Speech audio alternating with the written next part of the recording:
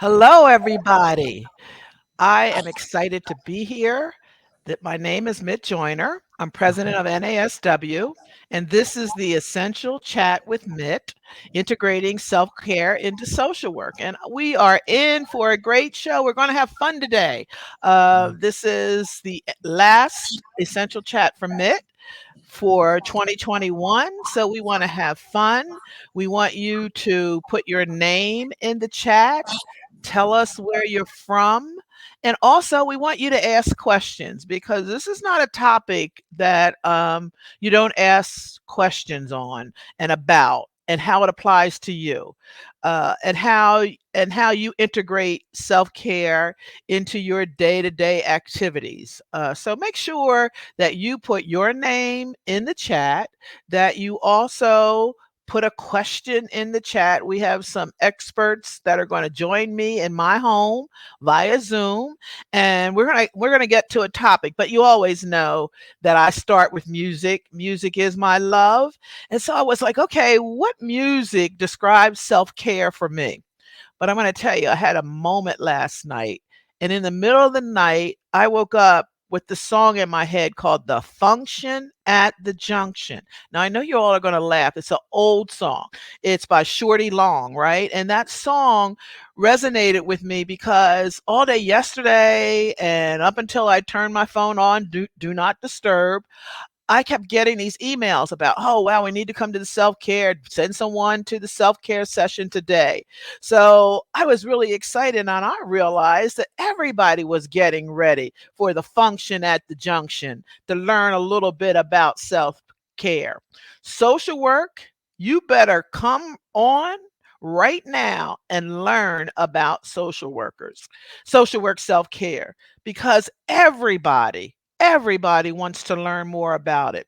We have practitioners, administrators, professionals, students, supervisors, and even agencies and many more who want to hear the session about self care. So we're all at the function at the junction. For you all that don't know what that means, because you with that comes my age. That means that we are at a place where we are going to party, we're going to learn, we're going to laugh, we're going to be serious, but we're going to learn about self-care today from two great people.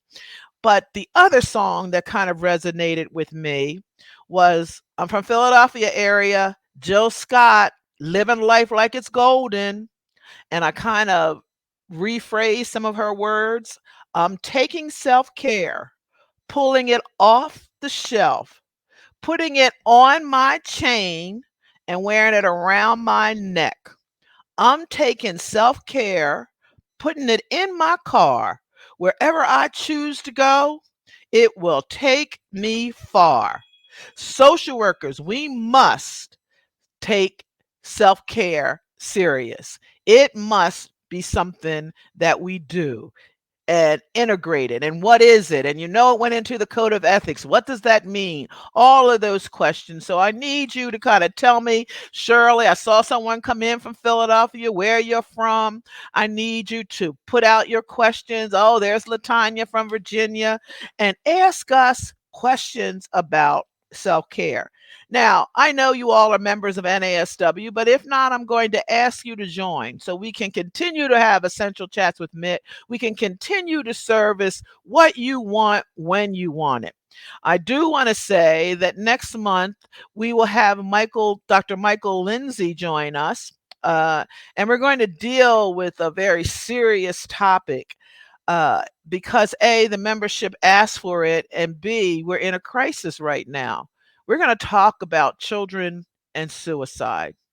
Yes, children as young as 5 and 6 and 7 who hang themselves, and why, and how our community must be responsive and take care of what our kids saying and how we can help, and what is the role of the social worker. So that we're going to do that at the beginning of 2022 based on your request. It is a serious topic. Every time I listen to Dr. Lindsay talk about his work in this area, I get scared. I get scared because I have two grandsons, 5 and 9.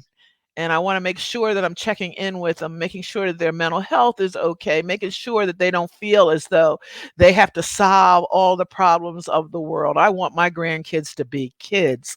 I do not want them to have to worry. So let's talk about that in January.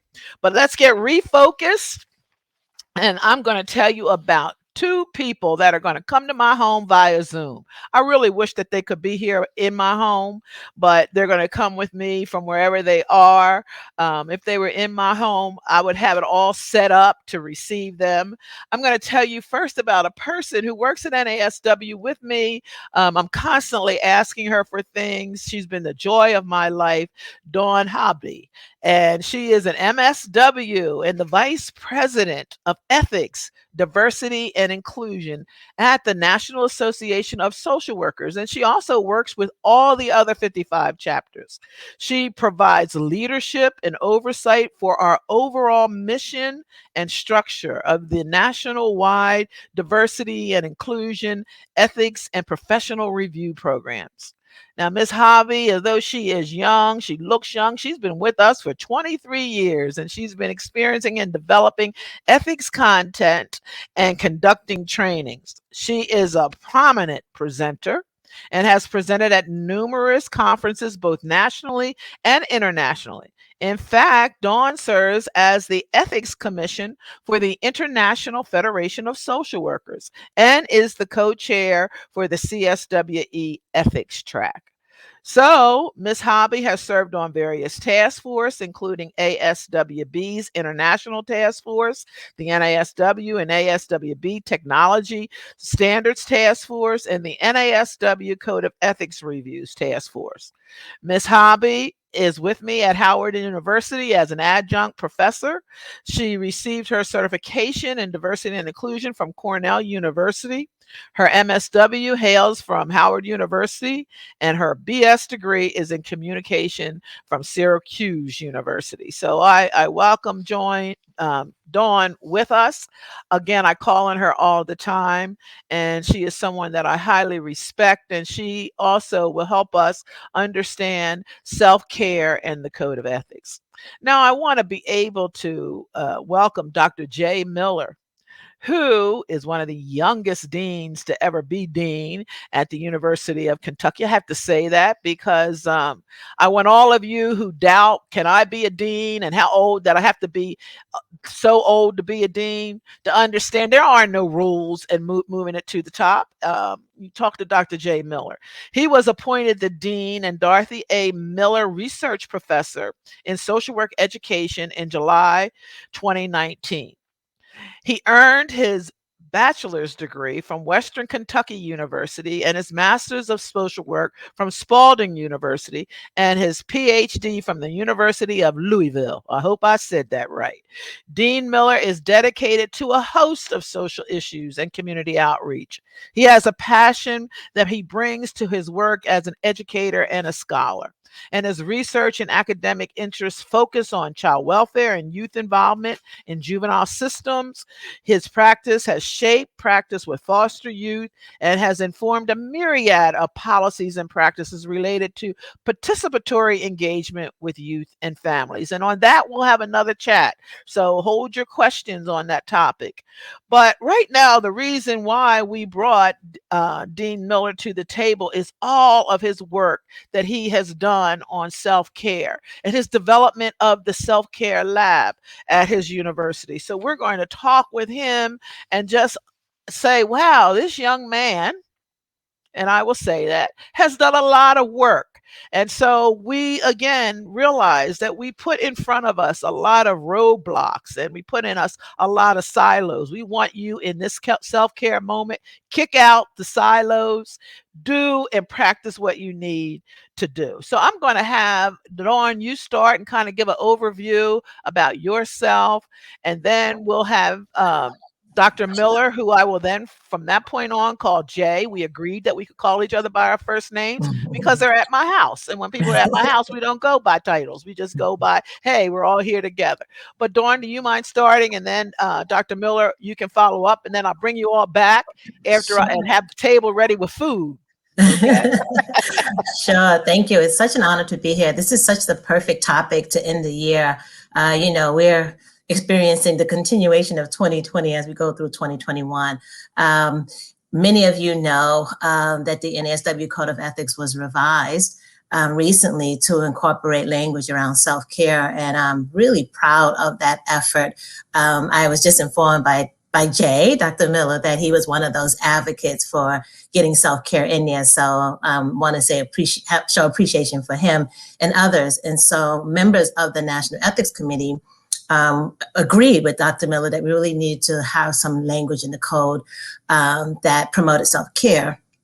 And it was really important that we did so carefully. And so one of the challenges and one of the concerns were that if we added self-care as a standard, then people would be able to hold social workers accountable. And if they weren't practicing self-care in a way that someone thought was appropriate, they might have a way of filing complaints against them. And that was not the goal.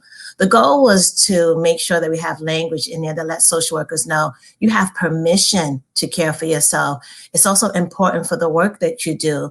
We also wanted to encourage agencies and employers to work with social workers in promoting self-care. And so that language was added in the 2020 version of the code, and we've been promoting that. And so I'm really looking forward to this conversation around what does it mean? How do we move forward with it? What some of you believe are some of the challenges. And I'm so honored to be here with Dr. Miller, who's doing the work, who has a lab that really helps us think through self-care in another way. So I'm going to stop there and say thank you again for having me. And I'm so looking forward to being at the table at Dr. Joyner's house and participating in this discussion. Thank you. All right. Thank you very much, Mint, for inviting me virtually into your space. I'm really excited to be here. I echo a lot of the previous sentiments around the importance of having critical discourse as it relates to self-care. We are in unprecedented times as it relates to not just our work stuff, but our professional lives. And all of the increased attention to self-care is certainly warranted. But as a caveat, we need to really have some critical discussion and banter and debate around what self-care is, what it looks like, how we talk about it, how we measure it, what it means.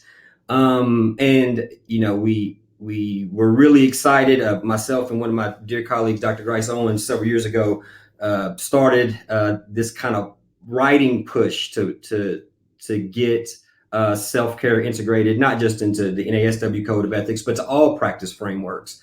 And so we're excited about the first step of starting that discussion. But we hope that it's just that, a first step. And I really view the discussion today and the attention we're paying to self-care today as part of a broader journey to get to a space where we are talking about self-care in a way that is normative. I hope that we get to a space one day where we don't need to have a discussion about the importance of self-care because it's just what is. So I'm excited about the conversation and ready to dive into it.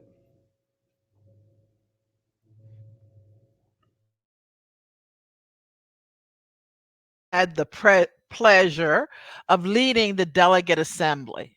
And the delegate assembly, when we first had our first session, we did not get to self-care. And so we decided that we would come back and revisit it because there were people who wanted us to address self-care. And we found out today, Dawn, that Jay was one of those individuals who was writing us and saying, this should go into our code of ethics. So do you want to tell us a little bit about how it got into our code of ethics and what got into our code of ethics? You're saying to me? Yes. Sure. So yeah, you're right. And it's not the first time. We've heard this a long time, myself agreeing that we needed to just, again, it's unbelievable that some professionals felt that as part of being a social worker, it wasn't appropriate or it wasn't cool to talk about the need for self-care because we're in the work of helping others. And so even there was misinterpretations about the standards in the code. The first standard is 1.01, and it talks about commitment to clients. And it talks about making our clients primary, right?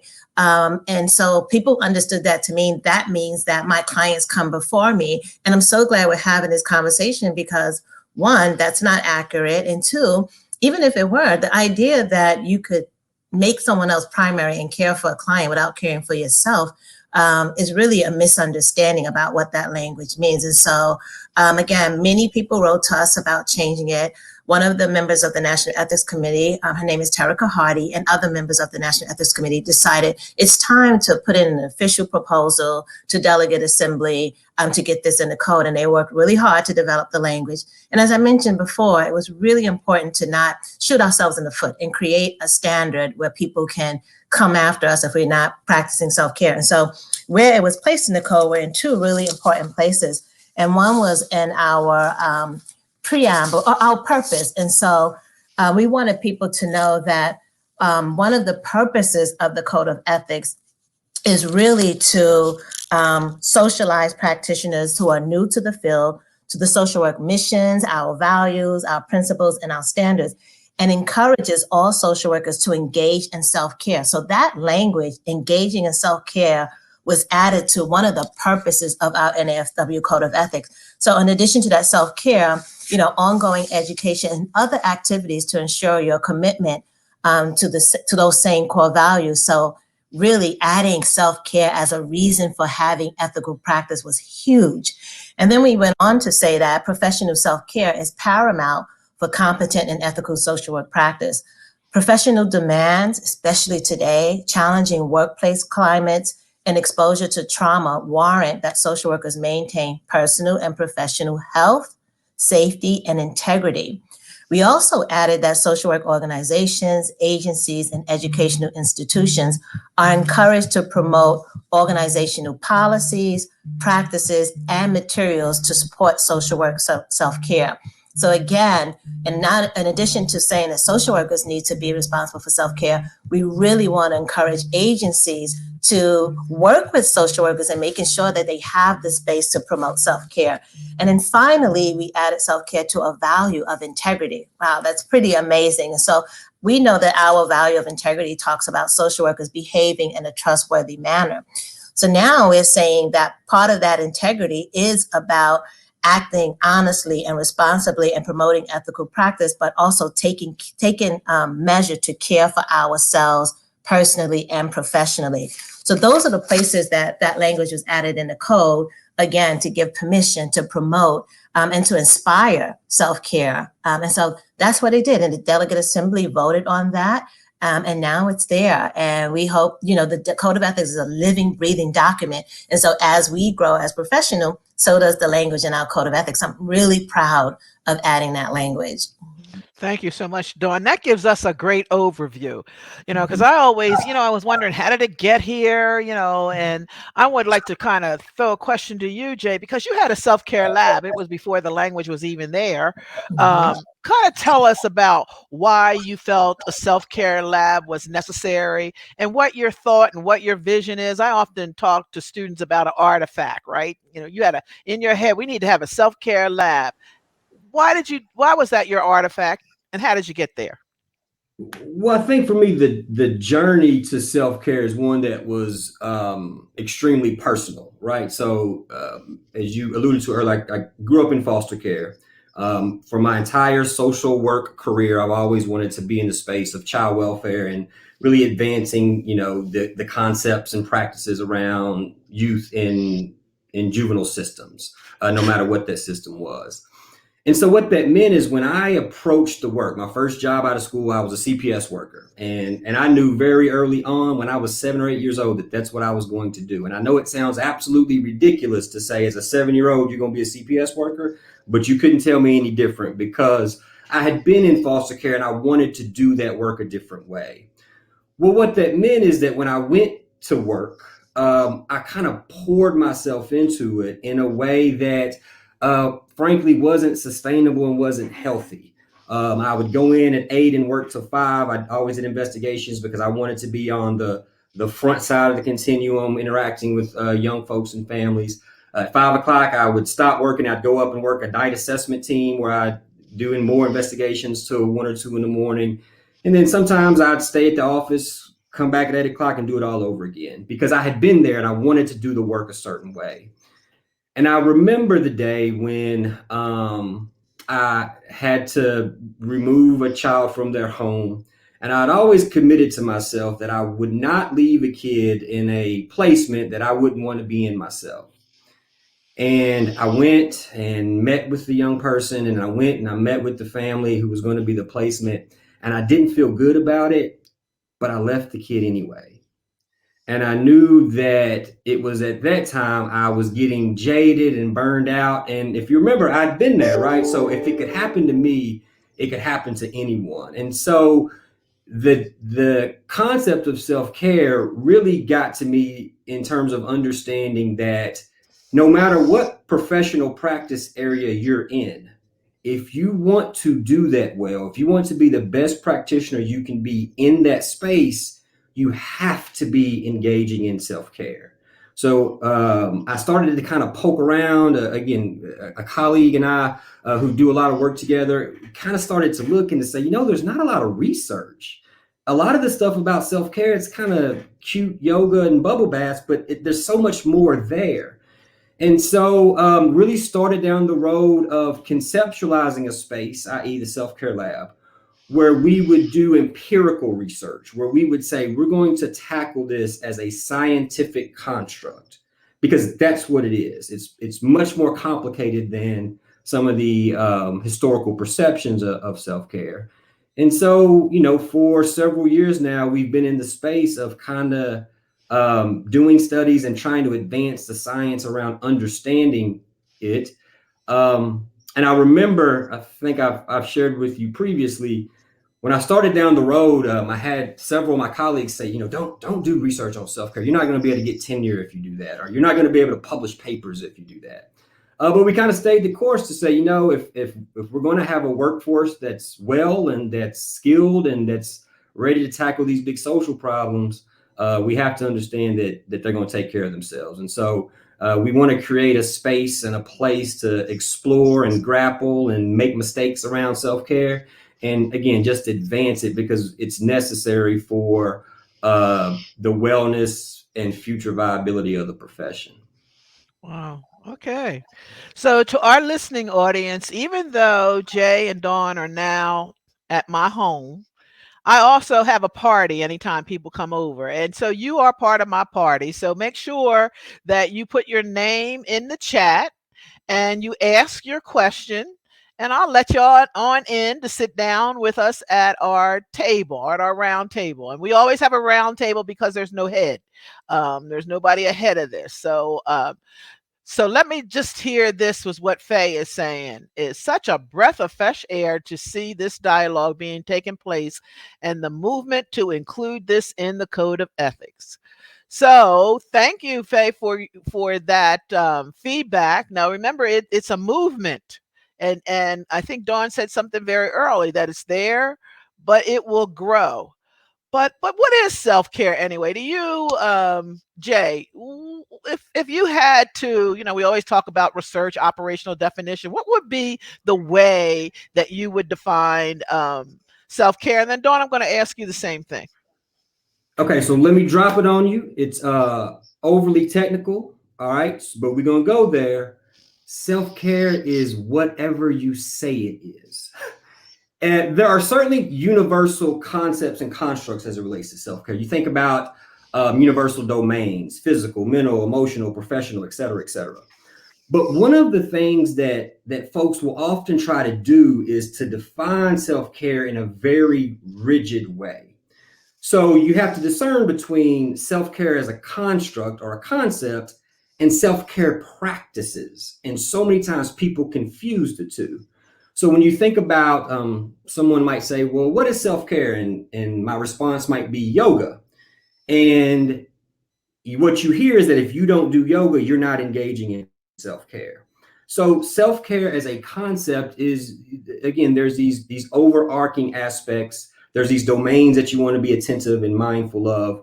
But self-care is what you say it is, in that it's individual. It's highly subjective. I mean, we call it self-care, which by definition means that it's going to be unique to you. And it's very important that we don't take one definition of self-care and try to apply that broadly to everyone else. I'm a gym CrossFit kind of guy. That's what I like to do. I've tried yoga, I've tried meditation, just not my thing. I fall asleep and it just doesn't work for me. So we have to have an open dialogue, an open concept around what self-care means and create the space for people to engage in practices that work for them. The minute we get overly prescriptive about self-care, we're in a space where it's not going to work for everyone. So ultimately, self-care is what you say it is. Now, we do want to be careful about pernicious practices, right? So everything that soothes you is not self-care. So just because you're doing something and calling it self-care doesn't make it so. But ultimately, at its core, self-care is something that is best defined by the individual engaging in it. Okay. Pernicious self-care. That doesn't mean drinking a bottle of wine every night. That's for some people. Oh, my self-care moment is I've got to have some red every night, 2 or 3 glasses, right? So Dawn, with that, you're the one, the ethics person, right? With that, what do you say self-care is? What he said. No, just kidding. Uh-huh. Jay said it so well. I think it's really what he said. It's very simple to me. When I think about self-care, I think about it being something that's an intentional, a thoughtful, and conscious concept of how you care for yourself and what that means for you, and that you define it. But it really is about giving yourself the permission to think through that. What makes you feel cared for, right? And how do you take responsibility of that for yourself? So it's like not depending on someone else to make you feel the happiness and harmony that you want to feel. I read something about happiness. I think self-care is about finding happiness as part of that. And it's about what you think, what you say, and what you do being in harmony. And when I think about that, I'm like, okay, that's self-care. How do we again, just be intentional and give ourselves permission and be conscious that we're worthy of it. It matters. And then thinking through what that means for us and not letting someone else define it. You talked about music. Music is my soul. So if I think about self-care, it's like remembering to just turn on a song and dance, right? And for someone else, it might be being in a gym. And it used to be for me, that was my self-care. But I've changed, and allowing yourself to change, but just keeping in your mind and allowing yourself to think through, what does it mean for me to care for myself, and how do I incorporate that into my day-to-day life and into my professional career? So that's what I think about when I think about self-care. Right. And let's be honest. The reason why we believe that self-care is important, if you're happy and if you feel good about yourself, then you can go to work and you can help other people. But if you're angry all of the time and you feel like, oh wow, you kind of go back and you talk about that old social work book, blaming the victim. We blame people because, like, I got to go to work today, right? Self-care for me, I'm gonna tell you all right now, is Saturday night. I will be doing some self-care because I am going to the Warriors Sixers game. I am a Warriors fan. I'm a basketball fanatic. I buy NBA pass all the time. I watch all the games. And my husband said, man, I never thought I'd marry a woman that would be in the NBA sports. I love it because there's no answer. At the last minute, a different team can win. That's my self-care, and I will engage and talk. So yes, self-care for me, Melissa is saying, is setting boundaries and sometimes saying no. Setting boundaries and sometimes saying no. One thing that we have learned in social work, one of the bad habits, is we don't learn how to say no. We might say, all right, or I'll think about it. And I even laugh at people that say they go to a meeting, let me sit on my hands, because they're so fearful that their hands are going to rise up involuntary when something's said to be done. Social work and self-care is critical because we work with individuals and families and groups and others, and we have to be on our A game. And if we're tired and we don't really understand our own game that's coming to the table, we sometimes get angry. Jay, you brought up something that sometimes People don't even people keep saying I want to self-care, but they really don't. Some people like this idea to be able to say, I'm so busy, I don't have time to do this, and I don't have time to that, because it gives people an excuse because they don't have time, right? Kind of tell us, would you elaborate a little bit? And Dana Calhoun, I saw you out there. I know Dana Calhoun has a new grandchild, and I know she's self-caring because she shows pictures of that grandbaby, and we love to see them. Go ahead, Jay. Well, so I think you hit on a couple of different points. And I think, number one, I've written about this concept that I call the helping profession curse. And it's really that as social workers, we're often socialized to think about everyone else and to think about, the needs and kind of this concept that we've somehow framed and portrayed as inherent to the profession is one that we worry about everyone else's needs and not our own. And I think a lot of that's kind of boiled down in the history of the profession. You think back over time, social work has been a very gendered profession. And I think there's been this notion of, in general, you take care of everyone else and then for yourself if you have time.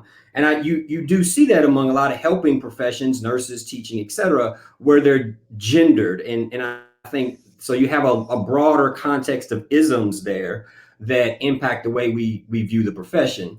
But yes, I also think that we get into this space where the very things we need to do for self-care, we don't, and we're not mindful of the fact that we don't.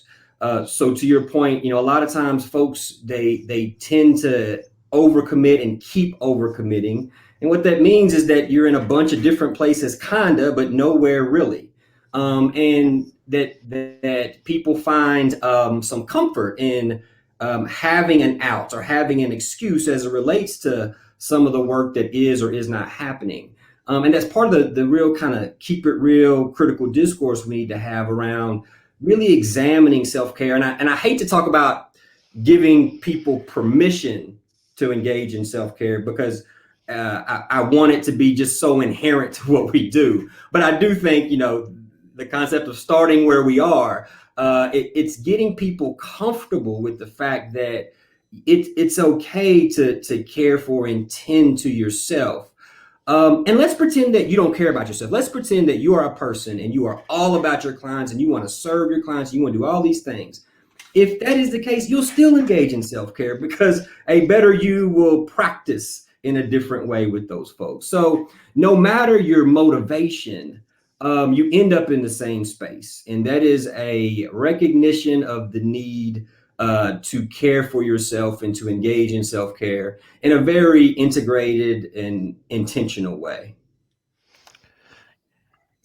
I see a lot of people putting in what they do for self-care. Some get some coffee, some in the afternoon turn off everything.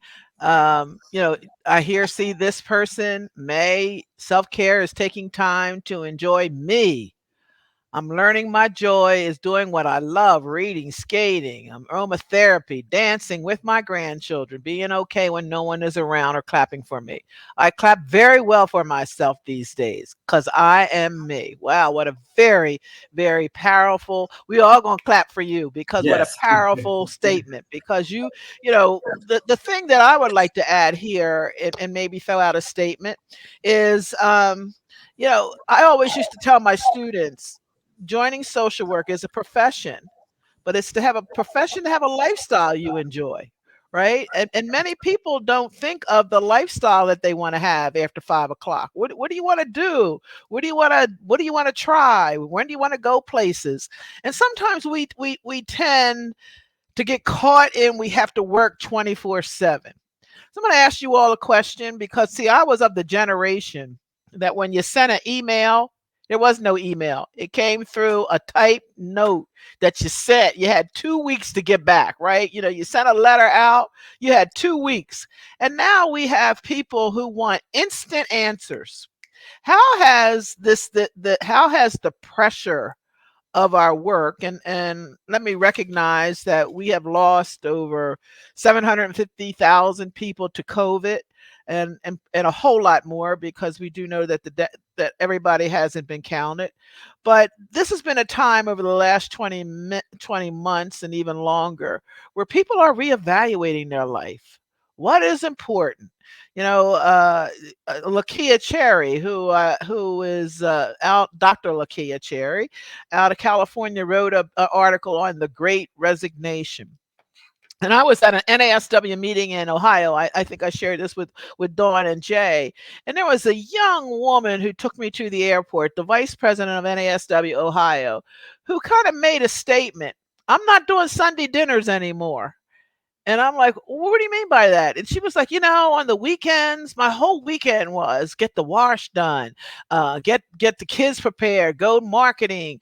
And she said, I don't want to do and weigh my whole weekend with stuff to do just to make everybody else feel. And then I had to go back to work on Monday and then do it all again on Friday. So I have instituted one day a week where I do all my other work so that I can enjoy my family on the weekend. And she said she told her husband, no more Sunday dinners. We will all go out to dinner. Everybody can cook, or do different things. But we have been socialized not to really think about our own self-care moments. Even I said to you earlier, homework. It's too overwhelming. Professors who give assignments that aren't really with much thought, it's just busy work. But let us kind of look at how old school we haven't revisited and modernized ourselves. Anybody want to speak to that in activities? Well, I always say, and I share, the biggest difference between folks is not race and gender, it's generational. And I think a lot of there have been a lot of creative, emerging technology aspects, et cetera, that have helped us do work in a different way. But what that's also meant is it's made us do work in a different way. And we've kind of framed out these perspectives whereby we are so important that if we're not there, it's all going to fall apart. And if I don't take this call at 6 o'clock, something bad is going to happen. And we're kind of living in this mode of perpetual onness and perpetual crisis. And it can be hard to get out of because you do want to do good work. All of us come to the profession because we do want to be helpful and we do want to be impactful. So a lot of it boils down to a fundamental reframe and understanding that self-care is an important part of how we do the work. It's not secondary, ancillary. It's not going to magically happen later. We have to embed it. And I think that's why, in academic programs, we need to do more to educate students about the concept of self-care. We talk about self-care as a professional practice skill, meaning it's one that you can develop. It's one that can be fostered. The same way I will teach you assessment and interview skills, I should teach you self-care in the same way. But until we get real about it, until we get serious about it, until we put some weight to it, we're always going to be in this space. The profession is going to be a microcosm for the broader world. And so we live in this consumeristic, hey, buy this and you'll feel better about yourself. You spend all your money, you still feeling bad.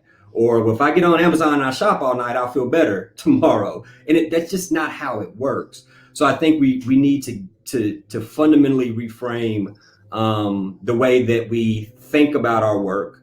And that reframe must be based on the concept of understanding that self-care is not a nicety, it is a necessity. If we are going to do good social work, we have to engage in it. And I think having it as part of the code of ethics is important, but we can't stop there. I do think the next step is, well, how do we put it as or let me rephrase, give it the same weight as some of the other mandates? Because I think, right now it's there, but we got to keep that train moving. Because it is that important, and if we don't believe that it's that important, well then we're lost, and we need to rethink what all of us are doing as it relates to the profession.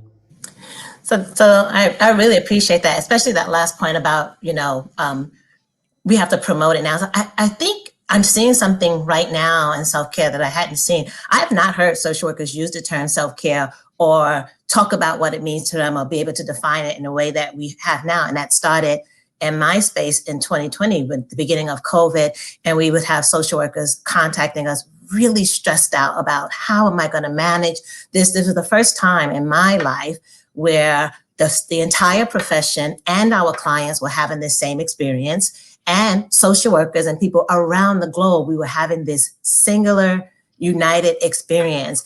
And I've never heard, as was mentioned, I'm part of the International Federation of Social Workers, and we actually did international work about how we were experiencing COVID, and what social workers needed to do to kind of get through this. And self-care came up. And this was, in some countries, this was the first time they were hearing this term. It was foreign, but at the end of it, everyone started to understand why it was so important. I really wanted to mention a point you mentioned about some of this is about humbling ourselves, because you're really right. There's some times where we think, if we don't do it, it doesn't get done, it doesn't get well, and we put so much pressure on ourselves. And one of the things I do for self-care is kind of do a check on myself. Like, I might say, I'm going to check out for 24 hours. I'm going to go to a hotel. I'm not going to cook. I'm not going to check in on my family. I'm not going to do anything. I'm not going to be there for them. And what it does for me, in addition to, real actual physical self-care, it lets me know that the world will keep going if I'm not there. People will cook. People will laugh. People will enjoy their evening. They don't need me to exist. And it's humbling. When I get home, people are still happy. They've cooked. They might have tried a new recipe. And the same thing in my work. Like, we're afraid to take off. Something will fall apart. I force myself, take the time off and completely disconnect and watch what happens. When you get back, things will still be moving. And one of the things we think we need to teach ourselves. And then finally, another thing that's come up when I started promoting the new language in the code is around this sense of guilt and shame around self-care. And so I think I mentioned to you, I had one person in the training talk about, she was really frustrated with the fact that we added this to the code of ethics and felt that it was another pressure. And her reality was that it wasn't possible. She was working, she had children, and she just kind of felt stressed over the idea that now we have this code that forces us to do self-care. And so I think we need to kind of really be supportive of each other about what this means for different people and how do we encourage it as being something that is beneficial and not another stressor. And then one of the participants talked about how he incrementalizes self-care. And so, if you think society says self-care means you have to go to the gym 5 days a week, that can be stressful. But he talked about being a single father with 3 children. And what he does for self-care is he knows he's not going to be able to take 90 minutes and go for a walk.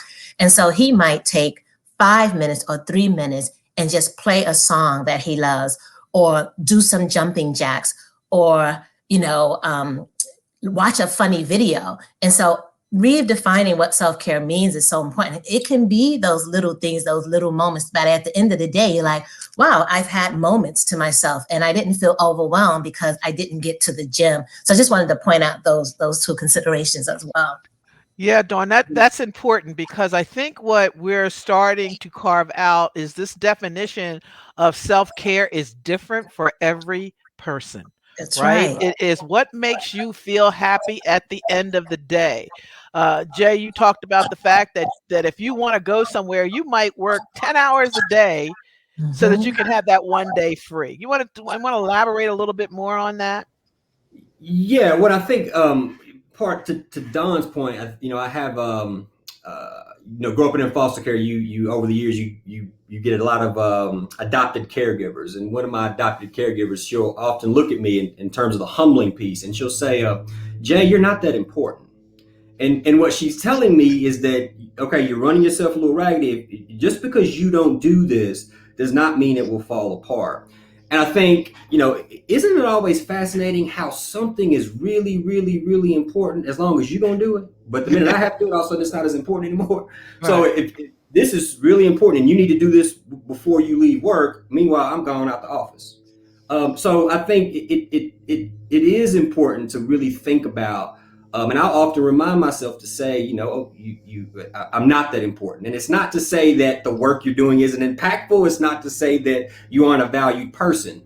but it's a really good contextual reminder to say, this is not going to fall apart if I don't do it. And most of the time, Don, to your point, you might not do it and everything is just fine. It purrs along just as it was going to be. Or that sometimes actually inaction is a really good self-care practice, meaning self-care is just as much about what you don't do as it is about what you are going to do. But this notion about self-care that it's always going to be easy is one of the most pervasive misnomers about the concept of self-care. And again, it goes back to it's an important part of how you do work. So, yes, sometimes you will make the decision to stay and work late.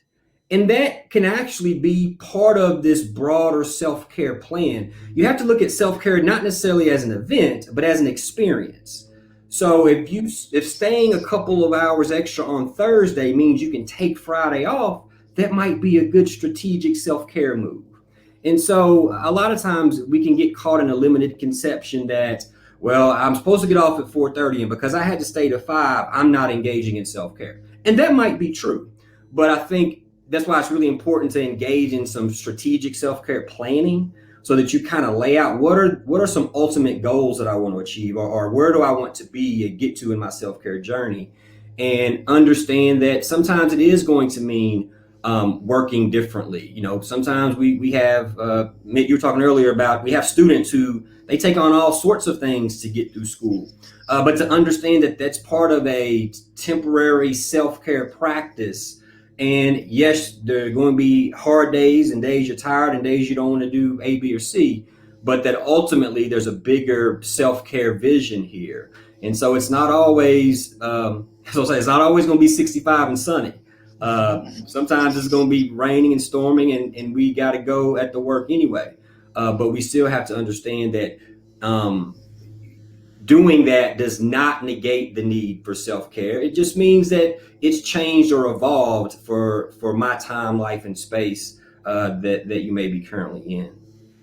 Yeah, we had 2 questions there pop up. One is about the mother-in-law would make someone feel guilty, and that's what you're talking about, shame. I had twins, and that moment I had twins, I told my husband, my house doesn't love me at all, so we're going to hire somebody to clean this house. I can't do it all. So Becky Rose kind of talked to, what would my mother-in-law say? Tell her you're taking care. What would you tell her to tell her mother-in-law, Dawn? I love that. I was just thinking about that. Wow. I think it's a great example of the things that the reality of what we go through. And sometimes it is about that, or it is about worrying what people will think of you. And I think we have to work on that and figure that out. What happens if she says something about it? Does it mean that it's not important for you to take care? Or how do you also, in this example and just in our work, how do we educate people and help people understand why those kind of things are important? Because we talk about generations, they have a different idea of what that means. I really love that question, but how do we educate and move our in-laws along with, this is the new way we're looking and thinking, and this is why it's beneficial, so communication and education, but you do that thing anyway. Like, you don't let your mother-in-law stop you from caring for yourself. I really appreciate the comment, because that's reality. Becky, tell your mother-in-law that will be a good gift to give you for the holidays, right? or tell Becky not to tell her mother-in-law nothing at all. Just there you go. Right, there you go. Right. The thing about you cannot tie your value to what someone else will think about what you are doing. Exactly. Because if that is the case, you'll always be doing. There's always going to be more to do. Mm-hmm. That's right. And I'm glad you said that, Jay, because that's, if we were working with someone, we would, and they made a decision, we wouldn't tell them to worry about whatever the people are going to think, right?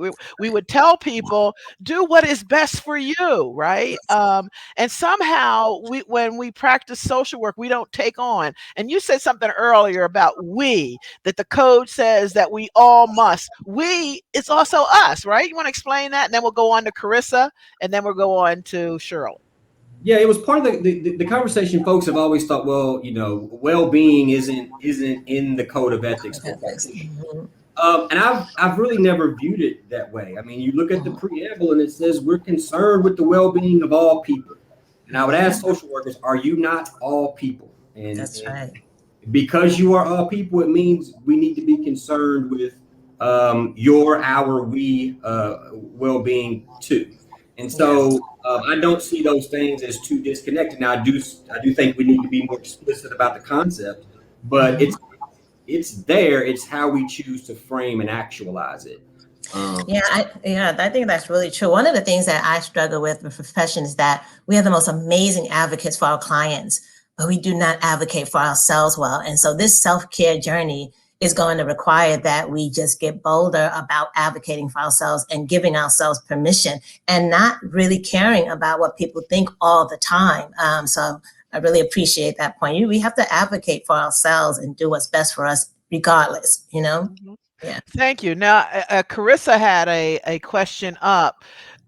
Do you all feel that professors should do some self-care assignments, both on the BSW and the MSW level? We'll let Jay take that one. He shared some great He's the ideas. dean, so let him speak for all the professors. Who's this? Carissa, absolutely they should. I take it a step further. I think every program should have a credit earning self-care course. I think in the context of education, we need to, again, we've developed this theory. It's called self-care actualization theory. And it is around this concept that because self-care is a skill, you can educate and teach on it. So I absolutely think that there should be coursework, there should be assignments, there should be credit earning classes. I don't think that there should be a field learning agreement in any program that does not include self-care as an aspect. We have to socialize our practitioners to the realities of the workplace. And we do that so well in so many spaces, except when it comes to caring for yourself. And so I can say in my college, we have a credit earning self-care course. The interesting thing is we developed it for social workers, and then it became a very popular course among the nursing students and the teaching students and the med students. So we've had to add to that to ensure that we can keep pace. But it all goes back to asking the critical question of, how serious are we going to be about ourselves and our wellness? And we have to put our actions with our words. We can't get in this space of having word action incongruence. We can't say we're really, really important, but then we do nothing to codify or show that. So Carissa, yes, I think they should. If anybody needs examples, I'd be more than happy to give them those examples, because it's the more that we integrate it into the training of professionals, the better off we'll be long term. And then ultimately, the better we'll be able to do our work, serve our clients, etc. Yeah, let's stick with that for 1 second.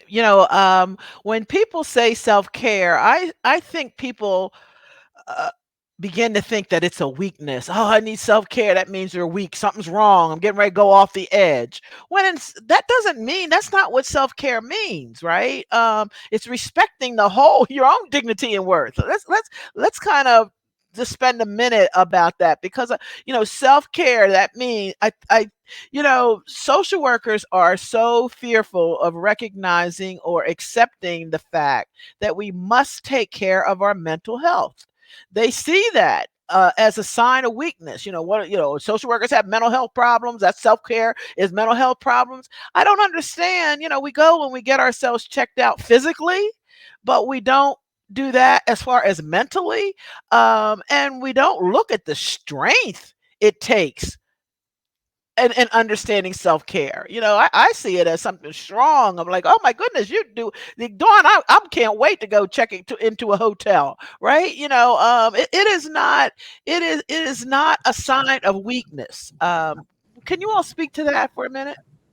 Well, I think it goes back to the concept of the profession as a microcosm for the broader world. I think the irony is that as social workers, we're trained to recognize this kind of thing. So we know that we need these kinds of supports, but you have this really unique intersection between this broader dynamic of stigmatizing help seeking in general, and you intersect that with these perceptions of how the profession should be, meaning we take care of others and not ourselves. And it makes for a really complicated recipe of folks just not valuing, not understanding, not wanting to show to other people that they need help and supports.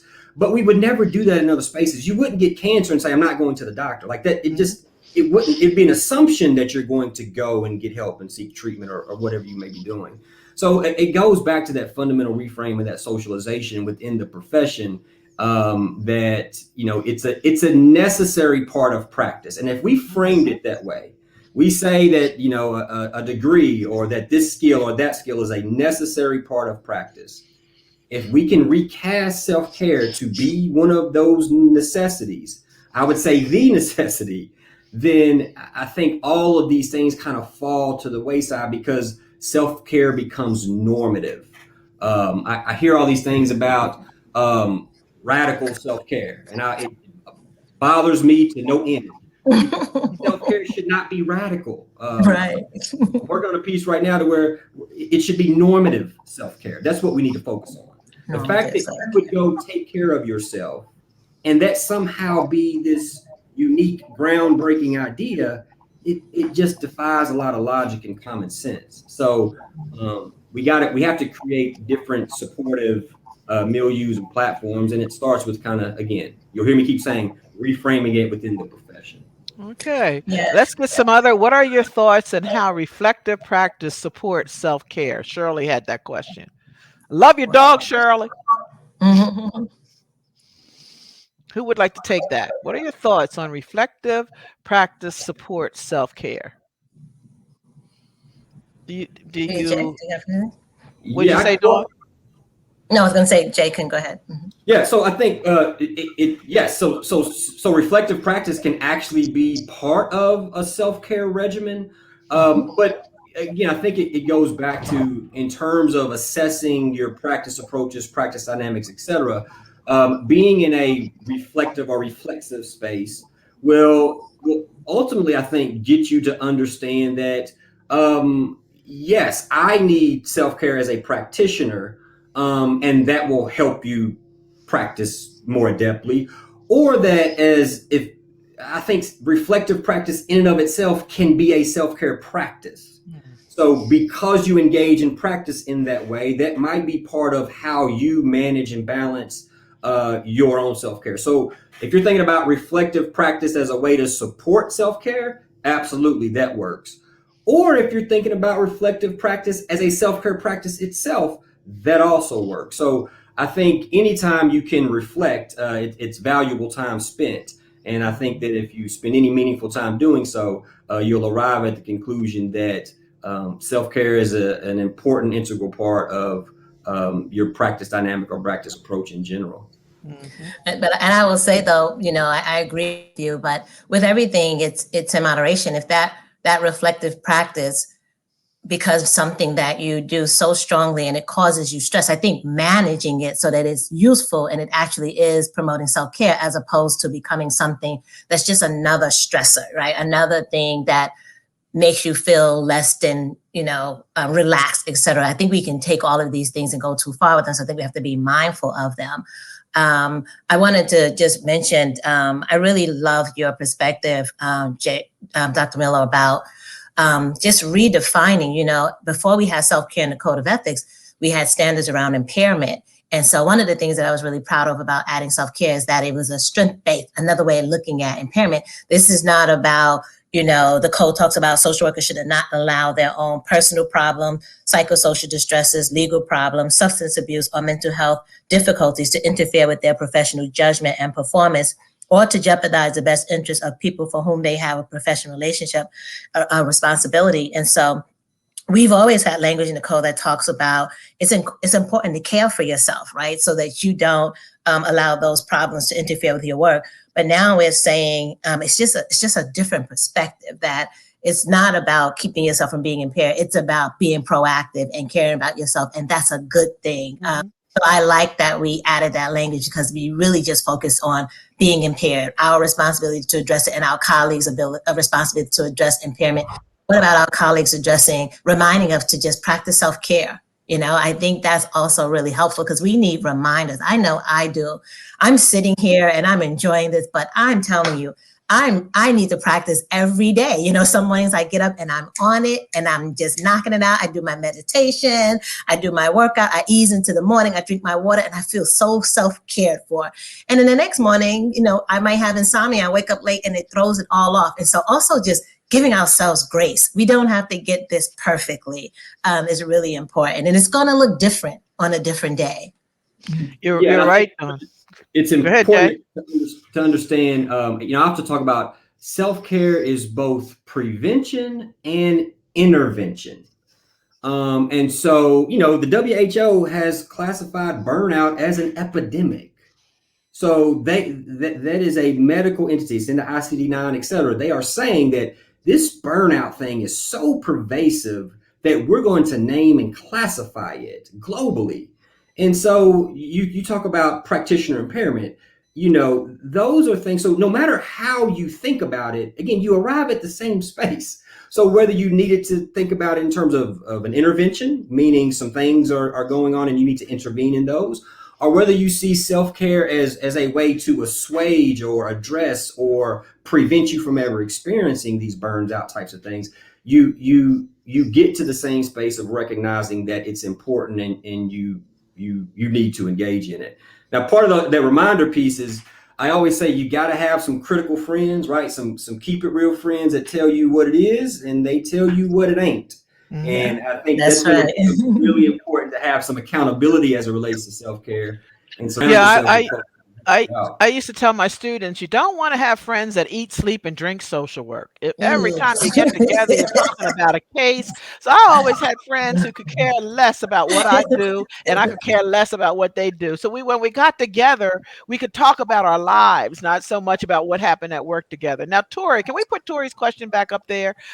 She said that I think there's a misunderstanding in context of self-care for micro versus macro social workers, because in macro coursework, self-care isn't promoted well. Now, I'm not a believer of micro, meso, macro. I mean, I believe that we all work in different things, but all of us have to practice the same. So I want to put that out to you, Tori. But let's kind of talk about macro coursework, budgeting, planning, all the courses that your pharmacology that you have to have. But we don't put in, and I think that this is where, again, Jay, we're going to fall on the sword of going to the deans. Right now, everybody, EPAS, which is the Educational Policy and Accreditation Standards of CSWE, now is the time when you can give your feedback to that as well to make sure that it gets incorporated in our social work curriculum. But how do we get macro coursework to be a little bit more reflective of the individual? Now, I have taught some macro courses, and I do talk about having fun at work and having to have, I always would say to people in business programs, what do you think the golf course is? Why do you always think that, everybody goes out and plays golf on Friday? One other thing that I'm critical of social work is that all of our conferences are over the weekend. My husband asked me one time, why is all your conferences during on the weekend? Why not during the work week when you're supposed to be going to work? When I go to conferences with him, they only meet in the morning and the afternoon they have off. He went to a conference with me and he said, you've got meetings from breakfast till dinner till night. What makes us bring that kind of stuff into social work? Dean? Well, I appreciate Tori's sentiment. I would say, and this is my candid opinion, I don't believe curricula deals with social work effectively in general, no matter what level or type of practice you're engaging in, micro, macro, meta, or otherwise. But I do think it boils down to just, again, it's back to this concept. The same arguments are made about licensing. People will say, well, licensing is targeted towards clinical. No, it's not. There are plenty of spaces where there are these kind of generalist approaches. It's just how we dichotomize it among our professional groups. So I often say everybody has a front line. And so if you're a policy person working in a policy space, your self-care and well-being is just as important, because the stroke of your pen might impact hundreds of thousands of people in a way that a clinician's would never. And so we have to be in a space where we're understanding, I don't care where you are practicing. I don't care what you are doing. I don't care who you are doing it with. Self-care is an important part of the work, period.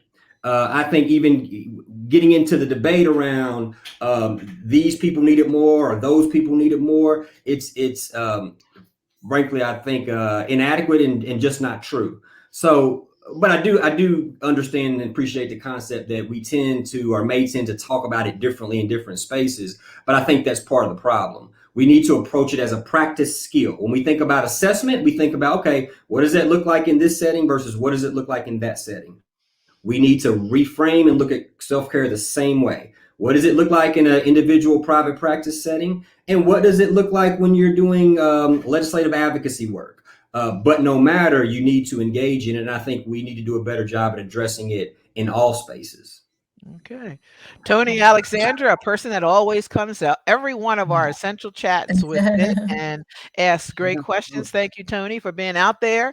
We often believe that pushing ourselves to the point of exhaustion will lead to a bigger reward. But is that really the case? I mean, sometimes we just tend to think those that work harder get recognized. Is that smart? So everybody says work harder, work harder, work smarter, work this, work that. I'm like, work harder and smarter. I mean, it's not about how much time you have, it's what you do with that time. So how do you think about efficiently and effectively working? It was interesting. I was doing a study where we were looking at practices among social work practitioners in different settings. And we would kind of look at how they spent their time in the day. And it was interesting because, throughout the day, and we all know, we've all been in offices where you kind of go around, you socialize a little bit, and then you hop on Facebook or Twitter, see what's happening there, and then you might shop a little bit. And then it's 4 o'clock and it's time to go home, but you still got all this work to do.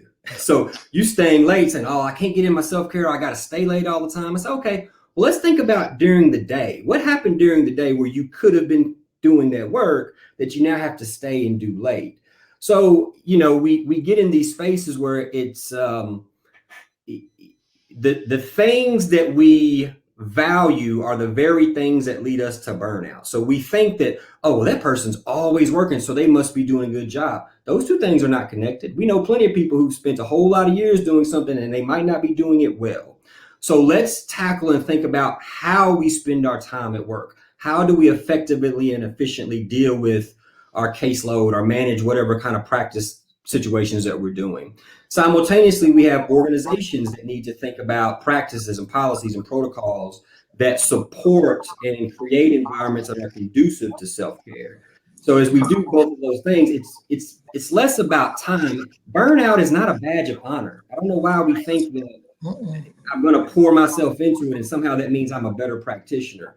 Actually, research would show us the opposite, that the better, more astute practitioners are ones that engage in some kind of or some level of self-care. It's not always about the time, it's what you do with it.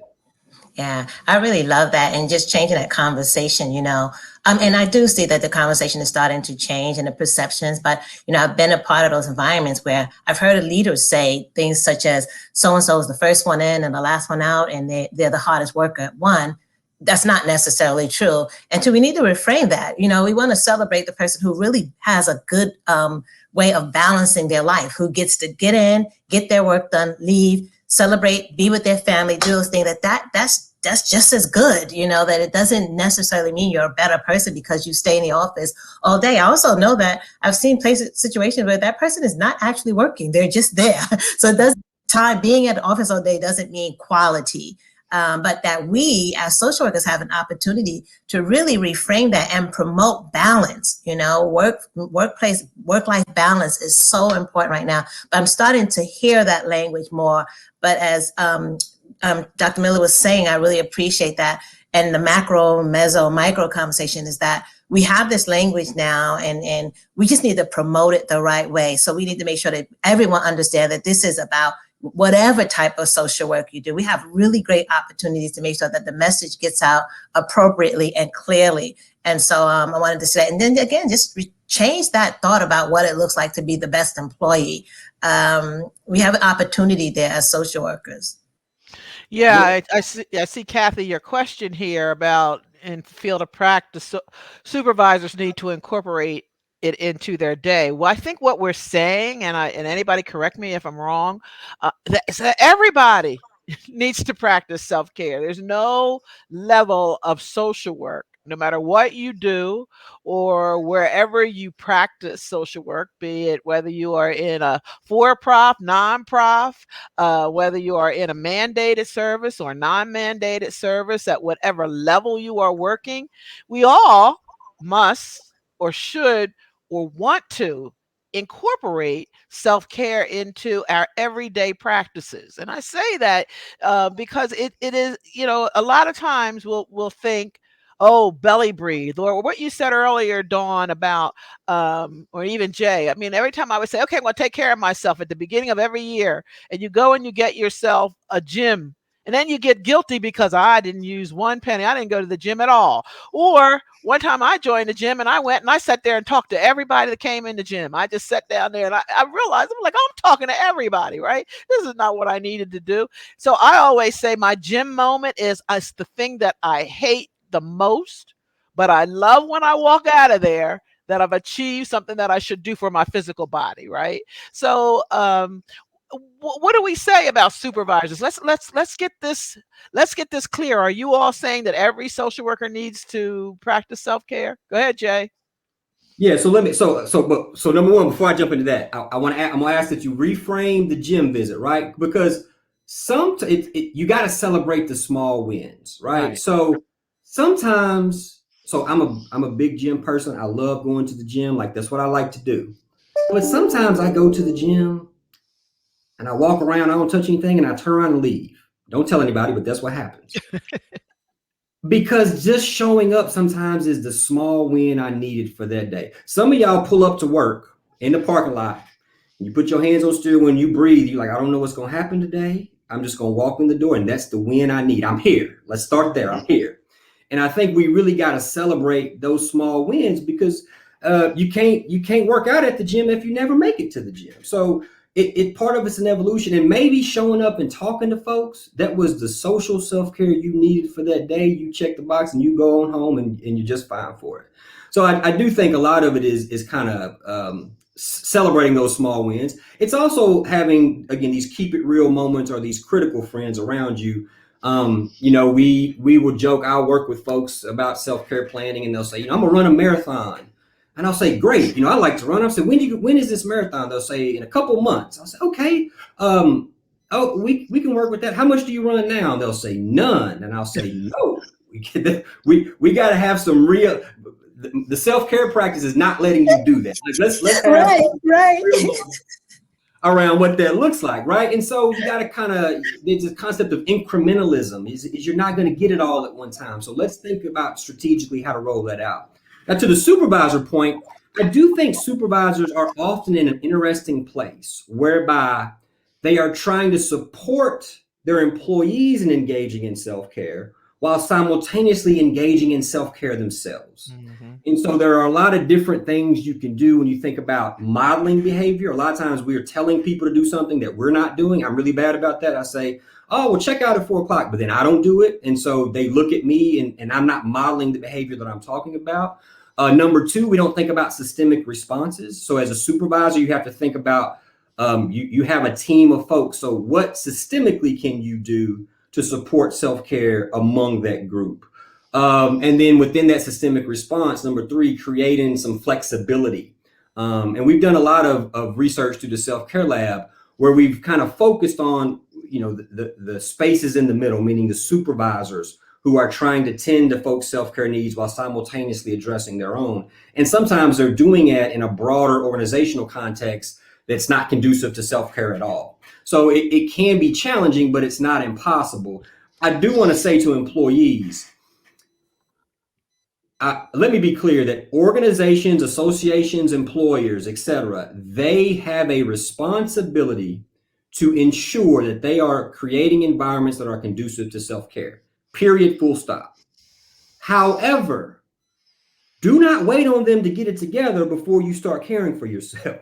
Again, the organizational responsibility and your individual responsibility are not mutually exclusive. Mm-hmm. So if you are in a space where it is toxic and you got a plan to kind of work on what it's going to look like later, but you're in the space right now, don't wait on them, meaning the organization, et cetera, to get it together before you value and take stock of your own self-care.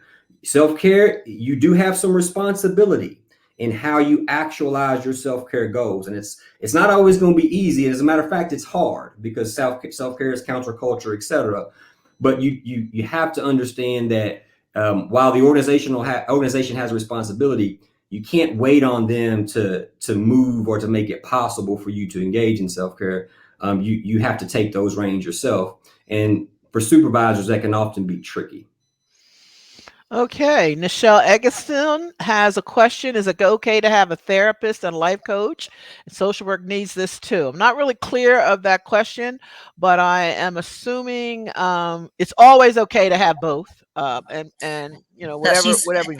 I think it's a statement. Okay. As well, she's saying it's okay to have a therapist and life coach. Right. Okay. Yeah. I didn't see the question, but I'm wearing glasses and I still don't see it. Sorry, I read it wrong as well. But you're absolutely right. You're absolutely right.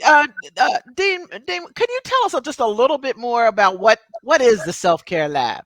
Yes.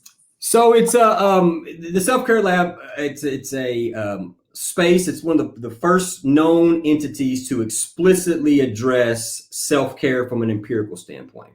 So it's based in the College of Social Work at the University of Kentucky. We have a physical space, but we also have kind of outreach arms where we do a lot of research around the concept of self-care, meaning prevalence. What does it look like? What are people struggling with? We do studies where we look at burnout, et cetera, trauma in relation to self-care and how we can assuage a lot of the problematic circumstances that people experience in their professional lives. So secondary stress, vicarious trauma, et cetera.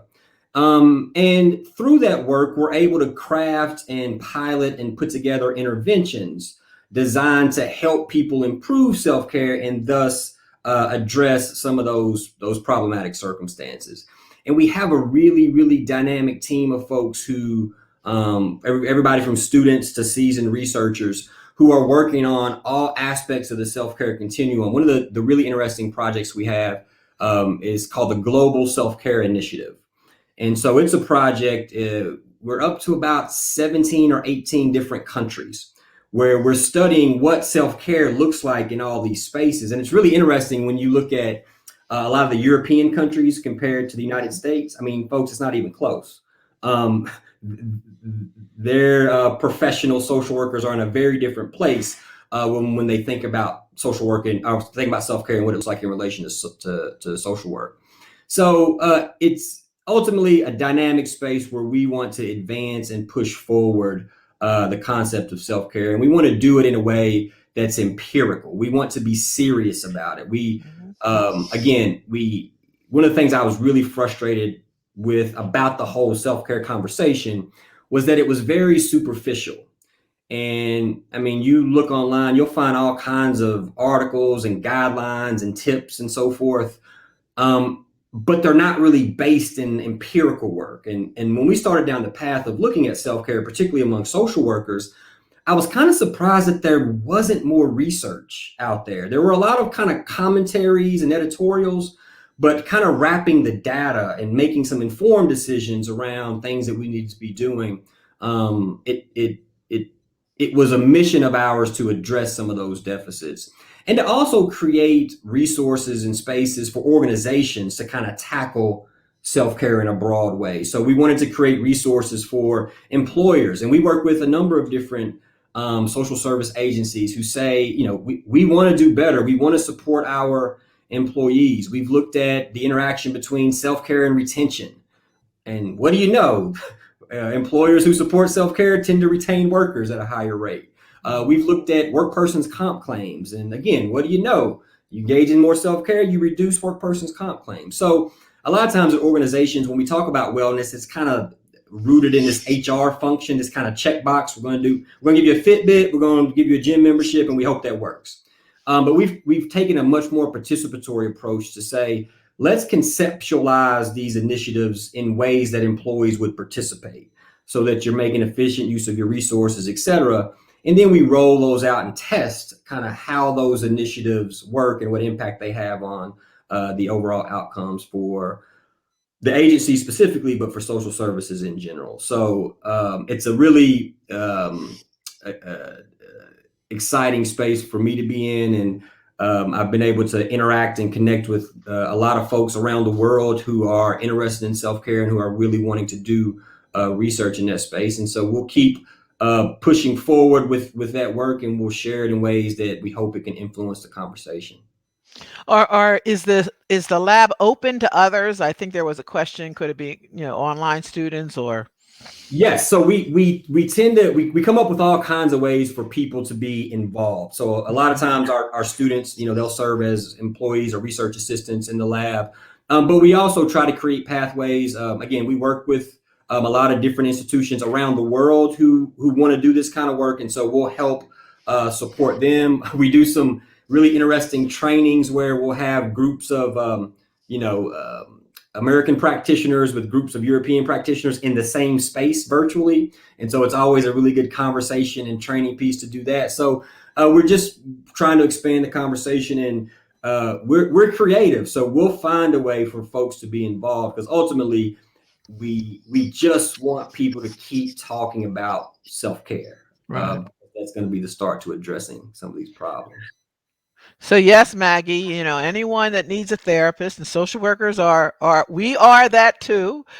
We should end that stigma. I just recently came through the Boston airport, and they have a beautiful display on deconstructing stigma, because it brings with it so many of our biases. Now, I knew this time was just going to go very, very fast, as you all were in my house. And because it's music, we always party afterwards. So when we turn it on our music, turning it out to the function at the junction. But I want to remind everybody about what holidays bring. Holidays bring their own stressors. They, I'm right now here thinking, okay, my grandsons are coming up. Got to have this, got to have that. But I'm going to do it. I know I will stay up late because I love the magic look of my grandson, seeing the tree up and all of those kind of things. So remember that sometimes we just are going to do what we need to do to create those happy moments. I'm going to ask each of our guests here today to kind of sum up what resonated with them today about this conversation. This is a beginning conversation. I encourage all of you, wherever you are, to kind of talk about it, because sometimes you're all going to get those calendars that people give out and those little books, do 5 yoga, sit for 5 minutes, do this, those calendars that you're like, oh my God, puts more pressure. But Jay just reminded me it's a start. So I'm going to go to my gym. I'm going to sit down. I'm going to start doing things again, because in the end, I do like it. So that's the reward of it all, right? Or you just go to socialize. Don't be why? Who said the gym is for working out? Maybe it is just socializing. That's right. You go. There's a nice little smoothie bar in the front of my gym. Like I go. Same here. That's where I sit. That's where I hold court. So maybe it's reframing the gym, right? Who said you had to work out when you go to the gym? Okay. All right. Well, let's give some closing remarks. Each of you have your opportunity, and then we'll close it out. Well, mine is just simple. I don't have much to say. I just want to say this has been such an amazing opportunity. Thank you so much, Dr. Joyner, for asking me to join you all and use this as an opportunity to promote the language in the code. But more importantly, just to have these important conversations.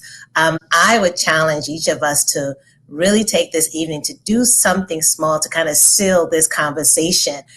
Just being intentional about a small piece of self-care, including myself.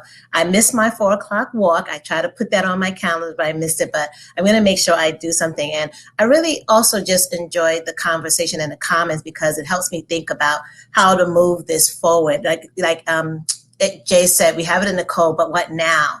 And so I'm hoping we get to have more conversations about what now? How do we make this normal? And so, Jay, you have a new friend. You don't even know it, but we're going to do more work together and creating more opportunities for social workers to really practice self-care. So thank you so much for the opportunity.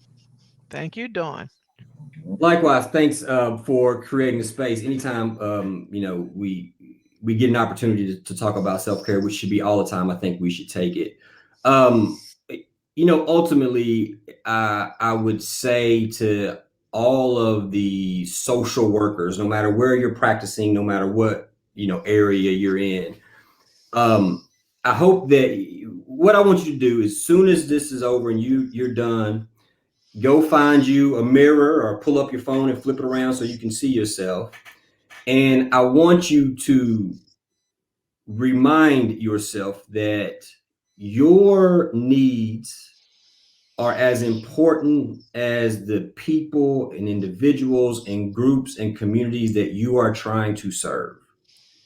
And because that is true, you must engage in self-care and take care of yourself. Far too many times we get lost in the concept of everyone else's needs and those needs being more important. And if you don't feel comfortable saying your needs are more important, at least say your needs are as important. We'll take that too, because it's really about just the recognition that you are valued and that your work is impactful. But in order for you to keep doing that, we need you to be sustained in that work, and part of that sustainment is engaging in self-care. So if you don't ever hear it, you're hearing it from me today, that your work is important and you're making a difference. And that I hope you remind yourself often that your needs are as important as the communities you work in and for, and that an important part of you continuing to do that work is being mindful of what it is that you need. Self-care is as much about what you do as it is about what you don't do. So while I don't get into telling people what to do for self-care, I will say be mindful of those pernicious practices, because we don't want to get lost in some of those. But in so much as one needs it, we want folks to have the permission, if you will, to go out and engage in self-care in whatever you see fit. And if there's anything or any ways that we can support that, please share those and keep the conversation going in your space. And also, Yes. don't be afraid to add yourself to that Christmas list. Mhm. Yes, yes, yes. The best thing that ever happened to me is meeting social workers along the way. We forget that there are some awesome people doing great things, and I thank Jay Miller. I've been kind of following him through Twitter and different things, and then I said, "Oh well, I got to meet this young whippersnapper in social work." Right? We have some people that are doing some phenomenal things, and Dawn is another person that I happen to meet and learn along my journey. That in itself is self-care, is to make sure that you do some purposeful things. And I think that that's what we mean by self-care, that we purposefully take care of ourselves and we enjoy life. The reason we work so hard is to enjoy life. We don't know how long we're going to be here, but as that poem says, that dash in the middle is very important. And we do things to uplift people and organizations as well as ourselves. So there's nothing wrong with self-care. And I love what we're saying is self-care is so different for everyone else. So this Saturday, while I'm sitting at this Sixer Warriors game, I'm going to pray my Seth Curry breaks the record. I don't know if it's going to happen because he got to make 10 threes. But even if it doesn't happen, it was worth it because I'm taking my grandsons. We're having a new tradition of always not so much buying toys for my grandsons, but having these experiences. And so I like the fact that self-care is an experience. And I want you, our listening audience, to have that experience as well. So remember this chat, tune in next month. But right now, I got my phone. I'm going to look and say, hey, I'm important, right? I'm important. I want you to do exactly what Jay said to do. And then when you turn off, us today, just put your music on, because if you're at a Joyner party, if you are at a Joyner party, you've got to do slide to the right and slide to the left. You got to do something that comes up with music. And so enjoy yourself. We don't let anybody go home. Even if you say, I don't know what to do, just shake it on out, because that makes you feel, break out of these molds that we have created or have been created from ourselves. In the early beginning, I said it was homework. For me, when I went to school, I went to Catholic school, and I would come home with a pile of homework, and I was always doing homework, but I wasn't at home. And I hated coming home from school, because I knew that my mother was going to say, is your homework done? And I knew that I was going to say no, and she was going to make me show her the homework and all those kind. Life's not about homework. It's about enjoying home. Remember that, and I'll see you all the next time. Thank you so much, Dawn and Jay. Enjoy your trip to Baltimore, and we'll see you next time. Bye-bye, everybody. Thank you.